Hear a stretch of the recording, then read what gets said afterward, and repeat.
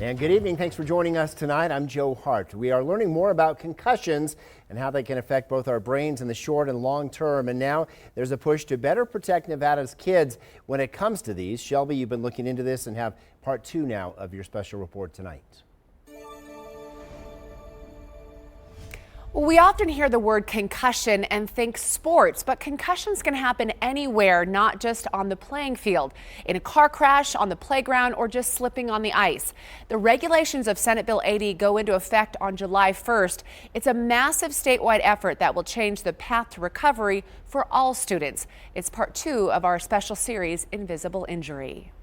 Stella Thornton suffered her first concussion getting bucked off a horse.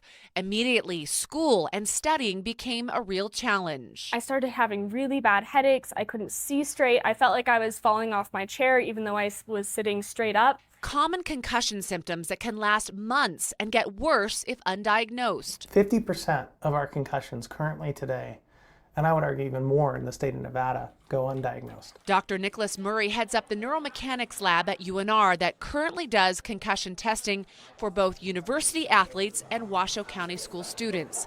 He says the state has protocols in place for return to play after a sports concussion, but SB 80 is updating and expanding that protocol to protect everyone, not just student athletes, and it will include return to learn.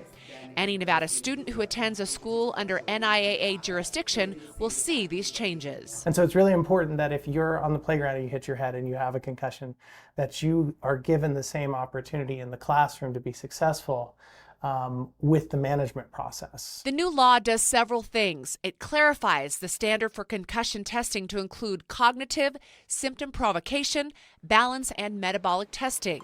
Markers that help not only diagnose a concussion, but guide practitioners on when the brain is ready and it's safe to start learning and playing again.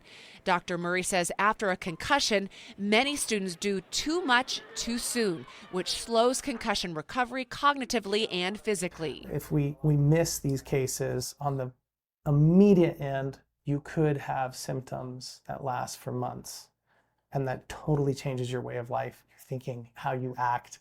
Not only that, if we look at it from an educational perspective, if you have constant headaches, your GPA is here, all of a sudden it seems to drop. The new regulations also outline who can be trained to do the testing in school districts statewide and where that information can be interpreted. Athletic trainers, school nurses, and health technicians are going to be the boots on the ground.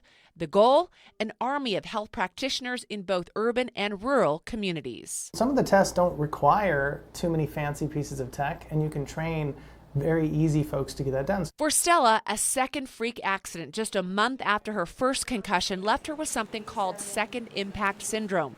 And 3 years later, she still deals with light and noise sensitivity.